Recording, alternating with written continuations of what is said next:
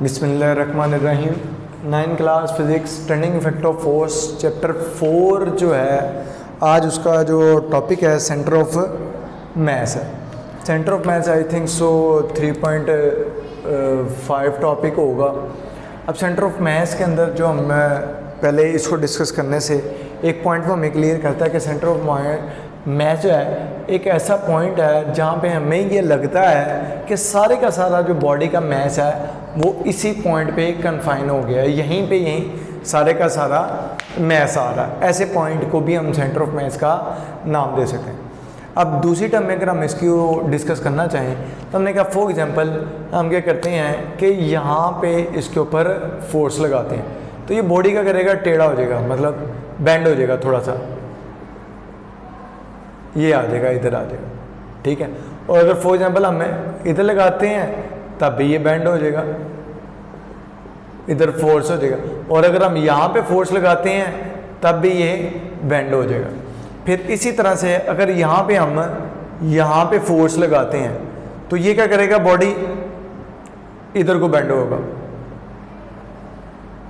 और अगर हम थोड़ा सा यहाँ पे फोर्स लगाते हैं तब भी ये इसी तरह बेंड होगा। और अगर हम यहाँ पे फोर्स लगाते हैं तब भी ये बेंड होगा।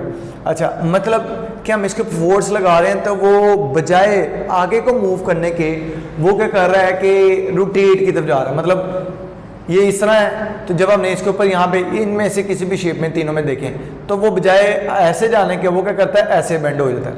यहाँ पे भी हमने देखा कि वो फोर्स जब लगेगी तो ऐसे बेंड होगा। यहाँ पे भी देखेंगे यहाँ पे फोर्स लगेगी, ऐसे बेंड होगा। और इसी तरह से जब यहाँ पे नीचे को फोर्स लगेगी तो वो इधर से आगे को बेंड हो जाएगा। यहाँ पे भी फोर्स लगेगी, यहाँ से आगे को बेंड हो जाएगा। और जहाँ भी यहाँ पे भी फोर्स लगेगी, यहाँ से भी आगे को बेंड हो जाएगा। तो यहाँ पे जो हमने ऑब्जर्वेशन किया तो यहाँ पे जो ऊपर डिफरेंट पॉइंट्स पे और इस पॉइंट से नीचे डिफरेंट पॉइंट्स पे जब हमने ऑब्जर्वेशन की तो बॉडी रोटेशन की तरफ जा रहा है। लेकिन जब हमने यहाँ पे फोर्स लगाई है इस पॉइंट के ऊपर तो ये बॉडी बजाय ऐसे होने के या फिर ऐसे होने के ये बॉडी ऐसे मूव करना स्टार्ट हो गया।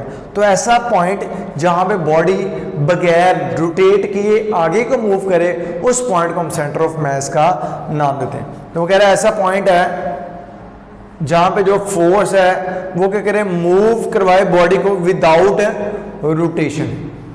ऐसा पॉइंट जहाँ पे बॉडी मूव करे लेकिन रोटेट ना करे उस पॉइंट को हम सेंटर ऑफ मैस का नाम देते हैं। यहाँ पे हमने क्लियर भी किया कि ये पॉइंट ऐसा हमें फील होता है कि जहाँ पे सारे का सारा मैस जो है इसी पॉइंट पे ही फील हो रहा है, कन्फाइन कर गया।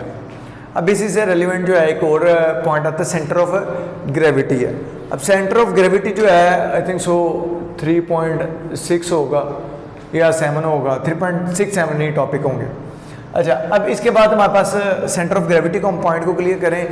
इसमें हमारे पास एक चीज़ आती है कि अगर हम नॉर्मली देखें फॉर एग्जांपल ये एक बॉडी है, ये बहुत सारे छोटे छोटे पार्टिकल्स के साथ बना हुआ है और अब हर किसी का वेट है। अब जो भी बॉडी है उसका जो वेट होगा वो किधर को होगा, डाउनवर्ड है। Weight downward downward downward. अब ये सबका जो वेट है वो किधर को है, डाउनवर्ड है। अब जो वेट है वो हमें पता है किसकी वजह से, ज़मीन की अट्रैक्शन की फोर्स की वजह से। अब ये सबका जो वेट है वो डाउनवर्ड आ रहा है, उसके जितने भी पार्टिकल्स हैं। अब इन सब पार्टिकल्स के वेट को इकट्ठा करें तो वो जो वेट होगा वो इस पूरे बॉडी के वेट के इक्वल होगा। मतलब पूरी बॉडी को ज़मीन जिस फोर्स के साथ अटैच कर रही है वो बराबर है इन सब पार्टिकल्स के टोटल वेट के। तो उसी पॉइंट को कर रहे हैं कि हमारे पास यहाँ पे पार्टिकल्स जो हैं बहुत सारे छोटे छोटे पार्टिकल्स एक बॉडी बना होता है जिनको जो ज़मीन है वो क्या करती है, अट्रैक्ट करती है। किस तरह वो करती है ये हमें पता है कि वो वर्टिकली डाउनवर्ड हर पार्टिकल को अट्रैक्ट कर रही है। अच्छा, अब वो जो अट्रैक्ट कर रही है उसका जो रिजल्टेंट फोर्स आएगी वो इक्वल होगी उस बॉडी के वेट के होगी। ये पॉइंट क्लियर हो गया। अब यहीं से हमें पॉइंट क्लियर होता है कि जो वो ऐसा एक पॉइंट आएगा, ऐसा एक पॉइंट आएगा जहाँ पे मिलेगा कि सारी की सारी फोर्स जो है वेट है वो यहीं पे आ गया। तो उसी फोर्स को या उसी पॉइंट को हम सेंटर ऑफ ग्रेविटी का नाम देते हैं। तो प्रॉपर जो इसकी डेफिनेशन आएगी ये क्या, एक पॉइंट का नाम है सेंटर ऑफ ग्रेविटी, जहाँ पे हमें क्या लगता है वेट जो है सारे का सारा वर्टिकली डाउनवर्ड अपीयर होता है। एक ऐसा पॉइंट जहाँ पे पूरे का पूरा वेट जो है वर्टिकली डाउनवर्ड अपीयर होगा उसको पॉइंट को हम सेंटर ऑफ ग्रेविटी का नाम देंगे।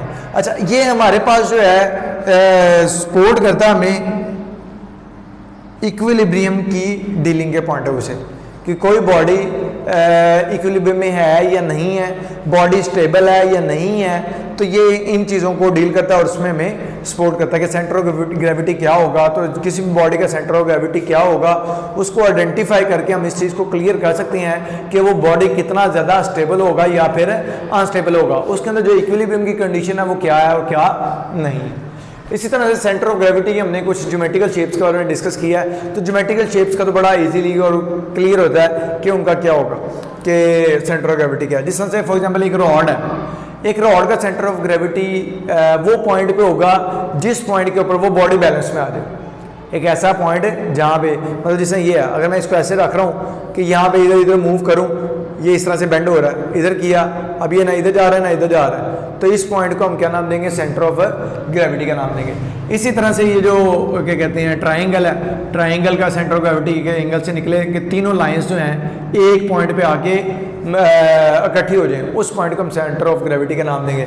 इसी तरह से एक स्फीयर या सर्कल है, उसका जो सेंटर पॉइंट होगा, ठीक है, वो उसका सेंटर ऑफ ग्रेविटी आ जाएगा। इसी तरह से जो सिलेंड्रिकल शेप है उसका जो सेंटर ऑफ ग्रेविटी कैसे मालूम करना है वो भी क्लियर है। एक रेक्टेंगल है, उसका सेंटर ऑफ ग्रेविटी कैसे मालूम करना है, उसके पॉइंट से निकलेगा और जिस पॉइंट पे वो आपस में अटैच होगा उस पॉइंट को हम क्या नाम देंगे, सेंटर ऑफ ग्रेविटी का नाम देंगे। ये तो बड़े इजीली और क्लियर है कि जी सेंटर ऑफ ग्रेविटी जो है हम कैसे फाइंड कर सकते हैं। इसके अंदर दोनों कॉर्नर से निकलेंगे और इन दोनों कॉर्नर्स को जाके अटैच होंगे और जो सेंटर में पॉइंट अटैच होगा उसको सेंटर ऑफ ग्रेविटी का नाम दे दिए। पहले हम क्या करेंगे, जिस तरह से यहाँ पे सर्कल का लिया है इसी तरह से हम इस सर्कल को यहाँ पे मैच करेंगे। फिर इसी तरह से हमने फॉर एग्जांपल समझा कि ये सर्कल है, इसका हमने सेंटर ऑफ ग्रेविटी मालूम किया, फिर इसका सेंटर ऑफ ग्रेविटी और इसका सेंटर ऑफ ग्रेविटी इनको आपस में मिलाया और फिर जो सेंटर पॉइंट होगा उसका वो इसका सेंटर ऑफ ग्रेविटी होगा। और ट्राइंगल है, इधर से एंगल निकला, इधर से निकला और इधर से निकला, अब तीनों जिस पॉइंट पे इकट्ठे होंगे उस पॉइंट को हम सेंटर ऑफ ग्रेविटी का नाम देंगे। अब ये तो सिंपल ज्योमेट्रिकल शेप थी, क्लियर है। अब आता है अगर इरेगुलर शेप हो तो उसका अगर हमने वो सेंटर ऑफ ग्रेविटी का पॉइंट क्लियर करना हो तो फिर हम उसको कैसे मालूम कर सकते हैं। और अगर वो थिन शीट हो तो उसका तरीक़ेकार क्या है, तो थिन शीट का जो है वो हम उसको डिस्कस करते हैं। तो यहाँ पे हमारे पास पॉइंट आता है कि हम इसको प्लम्ब लाइन के थ्रू या आप कह लें कि पेंडुलम के थ्रू आप मेजर कर सकते हैं। पेंडुलम मीन सिंपल है कि एक स्ट्रिंग हो, स्ट्रिंग के साथ कोई मेटल बो वगैरह जो है वो अटैच हो, इसके थ्रू आप उसको मेजर कर सकते हैं। अब तरीक़ेकार क्या होगा, फॉर एग्जांपल कोई भी एक इरेगुलर शेप है, ये एक इरेगुलर शेप कोई आ जाती है, कोई पेपर है, कोई कार्डबोर्ड है, इसकी हमने अगर मालूम करना है। अब हमने कि यहाँ पे फॉर एग्जाम्पल एक होल किया, होल करने के बाद क्या किया, इसको एक पॉइंट पर लटका दिया नीडल के साथ या कील के साथ या किसी चीज़ से हमने लगा दिया। अब जब उसको लटा दिया और फ्री छोड़ दिया, मतलब ये नहीं करना कि ऐसे या ऐसे, अपनी मर्जी से नहीं हमें उसे मूव करना, फ्री छोड़ देना, मतलब वो अगर जिस तरह से ये फ्री मूव कर सकता है ऐसे वो हो। जब हम छोड़ेंगे तो वो जिस तरह से भी पेपर आए उसके ऊपर हम क्या करें, प्लम लाइन को यूज़ करें, वो बिल्कुल स्ट्रेट जहाँ पे आए वो एक लाइन ड्रा कर दें।